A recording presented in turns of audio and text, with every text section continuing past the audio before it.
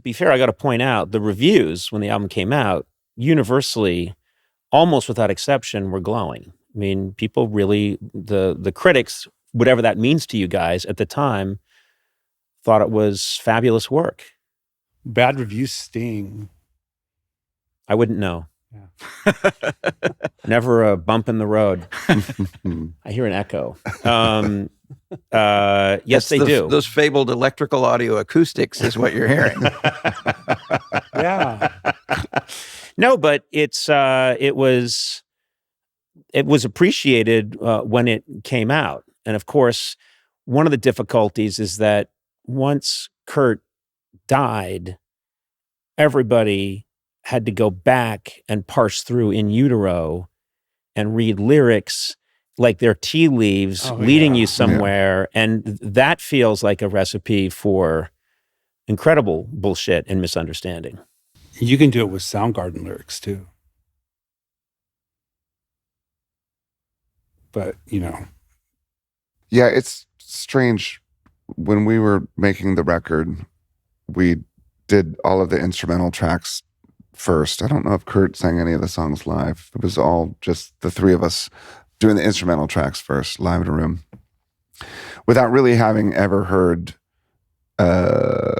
what Kurt was going to sing, or even how he was going to sing it, like his melodies and patterns. That most of these things I just listened to them as instrumentals. So it was always exciting, like a mystery, knowing like, oh, he's in there singing this track today, and wondering what it was going to sound like when he was finished. And one of Kurt's amazing abilities was not just that he was a great lyricist, but he had a really specific kind of signature melodic turn of phrase. So he always braided really two simple lines together, I think, in a way that was almost unpredictable. And he would go from like maybe a gentle voice to a scream, or maybe a minor key to a major, but he would do it in this way that was like really beautifully patterned, which I always thought was really cool and really simple. Ultimately, most everything that he did, I thought was simple, but really smart, Anyway, so you would hear these things as they came back, and you would hear, for the first time, his melodic idea, but also the lyric. And every time I would hear it for the first time, I'd think, that's just odd. That's unusual. It's a weird, what a strange thing to say. What does that mean? But as the drummer, of course, I'm like, shit, did I slow down in the chorus? Now, fuck, my kick drum's too, I still to this day, if I listen to that record, I'll find things or I'll feel things that I didn't necessarily feel 25 years ago. Not just in light of everything that had happened, but of course that, everything that did happen can, kind of screw the lens a little bit or distort maybe what it felt like before and what it feels like now. Yeah, I mean, I think it's a slippery slope. It's easy to look back at that stuff and There's a thing that people don't give Kurt credit for enough, which is that, like, a lot of people think of his lyrical sensibility as just being a journal of his feelings, right? He was an artist, and he was incorporating stuff from, other things, other influences, bands and records that he admired, stuff that he'd read, like literature. There's a line in one of the songs, I think it's most babies smell like butter. Is that, you know what I'm talking about? Yeah. And I was like, what a weird observation. Did you smell a baby? And he just had a kid, right? And I found out that was a near direct quote from a book that he'd read about a guy who had this sort of sensory experience of the world that was abnormal.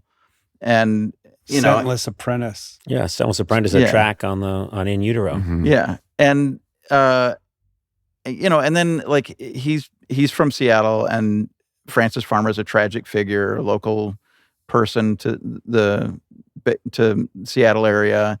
Like a lot of lore involved, and there had been recently come to light a lot of the sort of manipulative stuff that had been done to her during her career to try to manage her career. Yep. Like you can see that there are parallels there where there, like he may have been feeling pressures from outside people trying to manage his artistic expression for their benefit, and seeing a parallel between his life and Frances Farmer's life, and then using her as a figure, and it's such a great title for a song. Yeah. And that image of leaving a blanket of ash, burn all the assholes and leave a blanket of ash on the ground. But, and also it felt like a little bit of a reaction to, I read somewhere once, I think that there were so many just one name songs, and that Kurt was really interested in like going the other way. So Frances Farmer will have her revenge. The ghost of Frances will have her revenge on Seattle, just as this, or as a radio-friendly, shipping unit. These were attempts to say, I'm reacting to this cute moment we're in, where everything is just one word. And he was aware of that as a trope, and he was playing, and he played with it. There was one song he wanted to call "Gallons of Rubbing Alcohol Roll Through the Strip." That's right. Yeah, we had that jam. Yeah, we did that, and. Is there much?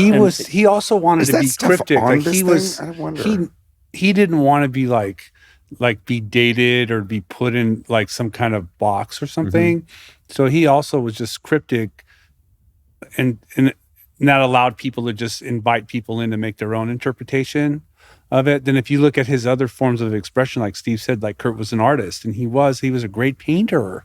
He was a sculptor. He would do comic books, and he's more than happy to walk you through every panel of like a comic he did.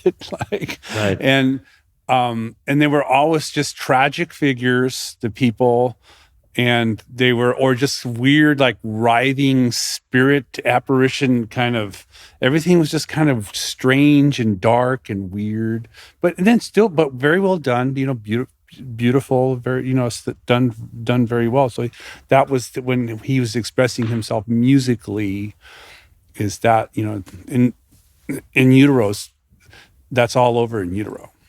I can go anywhere in the world, walk anywhere in the world, anywhere, and see someone walking down the street in a Nirvana t-shirt. And we're here in Chicago. We were walking last night to go get a bite to eat. Saw someone in a Nirvana t-shirt, but I could be in, I could be on Guam and just see someone randomly walk by in a Nirvana t-shirt. And what always strikes me about these moments is that there's this massive projection that happens, which is Nirvana, Legend, Kurt. It all gets prismed out and it gets so huge. And then I talk to you guys, and he's your friend that you knew intimately. You guys were very close, and it's all become so much bigger. There are people out there that have opinions, strong opinions about who he was and what he meant and what you guys meant. And it must just seem surreal to you at times. Like, no, that was our friend. There was three of us. We were in a van together, and it has now become this IMAX projection on the world. When my kids sometime will ask me, let's say, my daughter Harper and I were driving in the car not long ago, 6 months ago, and a Nirvana song came on. And we don't listen to Nirvana at home. This Nirvana song comes on, she's singing along to the words. And I'm thinking, wow, that's weird. I've never heard her listen to a Nirvana song. How does she know a Nirvana song? And she says, she said, Dad, how old were you when you made this song? I said, God, I think I was like 22, maybe. She goes, oh, how old was Kurt?